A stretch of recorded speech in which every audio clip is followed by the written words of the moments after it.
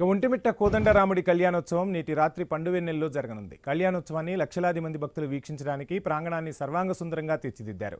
12 టన్నుల పుష్పాలతో కళ్యాణ మండపాన్ని అలంకరించారు. సీతారాముల కళ్యాణ మహోత్సవానికి సీఎం చంద్రబాబు, భువనేశ్వరి దంపతులు హాజరై రాష్ట్ర ప్రభుత్వం తరపున ముత్యాల తలంబ్రాలు, పట్టు వస్త్రాలు సమర్పించనున్నారు. కడప ఎస్పీ సచికేత్ విశ్వనాథ్ నేతృత్వంలో సుమారు 5,000 మంది పోలీసులతో భారీ బందోబస్తు నిర్వహిస్తున్నారు.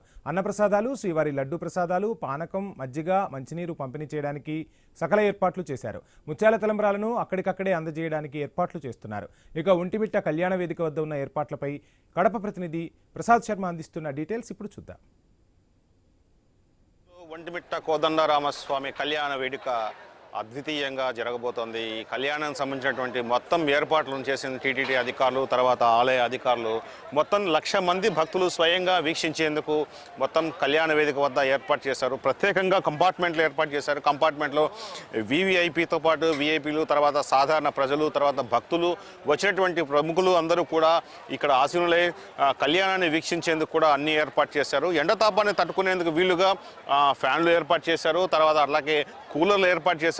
వచ్చేటువంటి భక్తులు ఎటువంటి ఇబ్బంది పడకుండా ఉండేందుకు ఏదైతే కంపార్ట్మెంట్ ఏర్పాటు చేశారో కంపార్ట్మెంట్లోనే నీటి సదుపాయం కల్పించారు. దాదాపు 5 నుంచి 7 లక్షల రూపాయల మజ్జిగ ప్యాకెట్లను కూడా ఇక్కడ సరఫరా చేస్తున్నారు. అట్లాగే నీటిని ఎప్పటికప్పుడు అందించేందుకు ప్రత్యేకంగా ఈ ఏదైతే శ్రీవారి సేవకులు దాదాపు 3,500 మంది శ్రీవారి సేవకులు కూడా ఈ కార్యక్రమంలో పాల్గొంటున్నారు.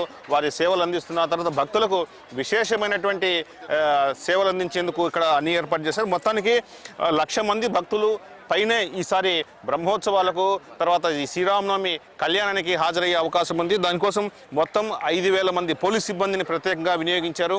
అట్లాగే వివిధ స్థాయిలో ఉంటున్న అందరు అధికారులను కూడా ఇక్కడ ఏర్పాటు చేయడం. ప్రధానంగా వేదిక ముందు ఒకసారి మనం పరిశీలిస్తే వేదిక ముందు అయోధ్య రాముడు, అలాగే వచ్చేసి బాలరాముడు, తర్వాత ఏదైతే సీతా స్వయంవరానికి సంబంధించిన ఘట్టాలు చిచ్చిన ప్రత్యేకంగా ఇక్కడ బొమ్మలను ఏర్పాటు చేయడం జరిగింది. అలాగే వేదిక చుట్టూ కూడా ఏదైతే దశావతారాలకు సంబంధించినటువంటి విగ్రహాలు కావచ్చు, తర్వాత రాముడు, సీతా, లక్ష్మణుడు, రాముడు ఉన్నటువంటి తర్వాత పెద్ద ఎత్తున కటౌట్లు ఏవైతే ఉన్నాయో ఇవన్నీ కూడా పూర్తిగా 3D యానిమేషన్స్ తలపించే రీతిలో ఉన్నటువంటి చిత్రాలను ఏర్పాటు చేశారు. మొత్తం ఒకసారి మనం కళ్యాణ వేదిక ప్రాంగణం చూడొచ్చు. దాదాపు 1,00,000 మంది ఇక్కడ కూర్చోవడానికి ఏర్పాటు చేశారు. అట్లా వీవీఐపీలు కావచ్చు, వీఐపీలు కావచ్చు, తర్వాత సాధారణ భక్తులు కావచ్చు. అయితే దాదాపు 20 నుంచి 25 LED పెద్ద స్క్రీన్లను కూడా ఏర్పాటు చేశారు. ఎందుకంటే కళ్యాణ వేదిక జరిగే ప్రతి అంశం కళ్లకు కట్టినట్టుగా కనిపించేందుకు వీలుగా కూడా ఇక్కడ ఏర్పాటు చేయడం జరిగింది. అట్లాగే కళ్యాణ వేదిక పైన అలంకారాలు ఒకసారి చూస్తే అలంకారానికి సంబంధించినట్టు కూడా ఒక అద్వితీయమైనటువంటి మనం చూడొచ్చు. ప్రతి సంవత్సరం ప్రతి ఏటా ఇక్కడ మార్పులు చేస్తూ వస్తున్నారు. అందులో భాగంగా మొత్తానికి 50,000 వివిధ రకాల పూలు, తర్వాత సాంప్రదాయబద్ధమైనటువంటి 5 టన్నుల పూలను ప్రత్యేకంగా ఊటీ, కొడైకెనాల్, బెంగళూరు ప్రాంతం నుంచి తెప్పించారు. టీటీడీ ఏదైతే ఉద్యానవన శాఖ అధికారులు శ్రీనివాస్ నేతృత్వంలో ఈ కళ్యాణ వేదిక అలంకరణ పూర్తి జరుగుతోంది. మొత్తానికి 4:30 ప్రాంతంలో ఏదైతే కళ్యాణానికి సంబంధించినటువంటి మొత్తం ఏర్పాటు పూర్తి చేసుకున్న తర్వాత 5 గంటల తర్వాత స్వామివారు ఇక్కడికి ఉత్సవమూర్తులు కళ్యాణ వేదికకు వచ్చే అవకాశం ఉంది.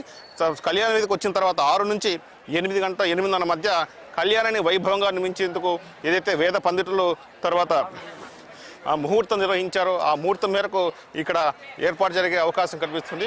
మొత్తానికి సీతారాముల కళ్యాణోత్సవానికి సంబంధించినటువంటి మొత్తం ఏర్పాట్లను కట్టుదిట్టమైన భద్రత ఏర్పరచడమా అదే సాయంత్రం 4:15 ముఖ్యమంత్రి చంద్రబాబు నాయుడు ప్రత్యేక హెలికాప్టర్లో నెల్లూరు నుంచి ఇక్కడ చేరుకుంటారు. తర్వాత నేరుగా టీటీడీ అతిథిగృహం వెళ్తారు. అక్కడి నుంచి కోదండరామస్వామిని దర్శించుకున్న తర్వాత అక్కడి నుంచి పట్టు వస్త్రాలు, తర్వాత ముత్యాల సమర్పించిన తర్వాత తిరిగి మళ్ళీ కళ్యాణ వేదిక చేరుకుంటారు. ఏదైతే ఎదుర్కోల కార్యక్రమం మహోత్సవం నిర్వహించిన తర్వాత ఉత్సవమూర్తులను ఆలయం దగ్గర నుంచి నేరుగా ఈ కళ్యాణ వేదిక దగ్గరికి తీసుకొస్తారు. తర్వాత కళ్యాణ వేదిక 6 నుంచి 8:30 గంటల మధ్య ప్రాంతంలో కళ్యాణాన్ని నిర్వహించేందుకు అన్ని ఏర్పాట్లు పూర్తి చేశారు. ఇది కళ్యాణ వేదిక వద్ద మనకు కనిపిస్తున్నటువంటి ఏర్పాటు సంబంధించి. Camera person Sumanth Sharma, I news, Vontimitta.